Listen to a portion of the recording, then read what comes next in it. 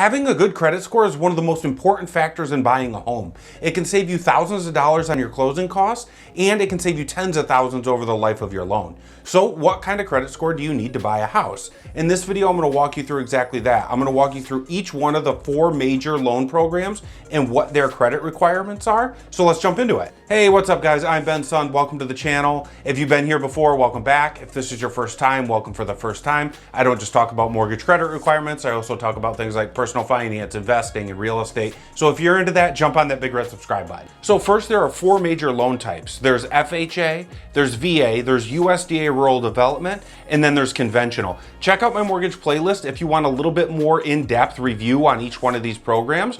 But in this video, I'm going to walk you through what the credit requirements are. The first of which being FHA. An FHA loan is a loan backed by the federal government, meaning that you have to follow FHA or federal government guidelines when getting a mortgage.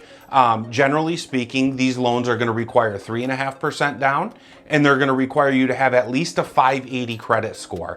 And then if you have 10% down, you can go as low as 500 credit score.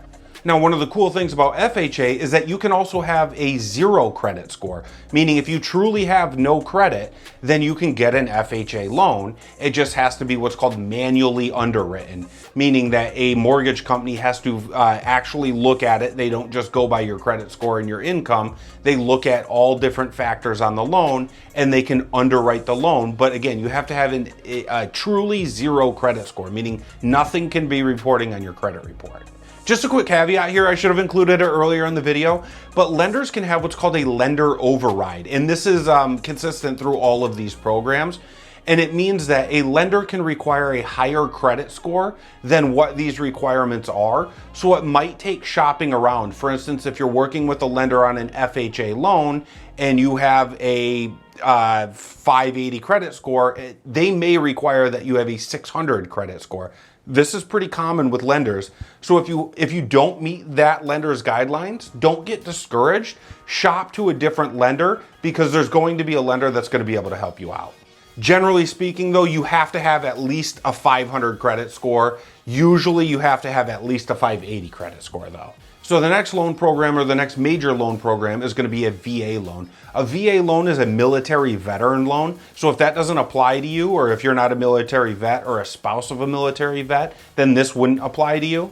But a VA loan requires 0% down payment, and they don't actually have a credit score requirement. So if you're a veteran, you can find a lender that doesn't have a credit score requirement, meaning they could write a loan if you have like a 400 credit score. Again, it's not super advisable, but you could find a lender that does that. Most of the time, lenders are going to require that you have at least a 620 credit score though.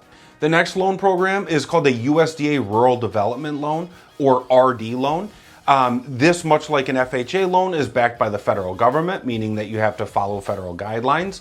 The difference between this and an FHA loan though is it's for people that are looking to buy outside of urban areas or in rural areas. One of the nice things about this program is that you don't have to have a down payment. It's a 0 down program, but you do have to have a slightly higher credit score, and that is a 640 credit score would be the minimum. And you're probably not going to see much leeway here. Most lenders, or every lender, is going to require at least a 640. Most of them aren't going to require higher than that. It's usually 640 is pretty standard. And the final program is called a conventional mortgage. It's the most common mortgage. If you've heard anything about mortgages, you've probably heard about a conventional mortgage. It's kind of the gold standard. Like if you have a down payment and you have a pretty good credit score, this is the type of mortgage that you're going to want to get.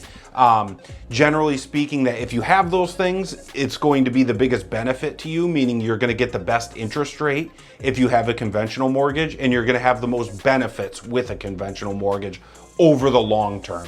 For a conventional mortgage, you're going to have at least 3% down, but more realistically, probably 5% down, depending on if you're a first-time home buyer or not. And you're going to have at least a 620 credit score.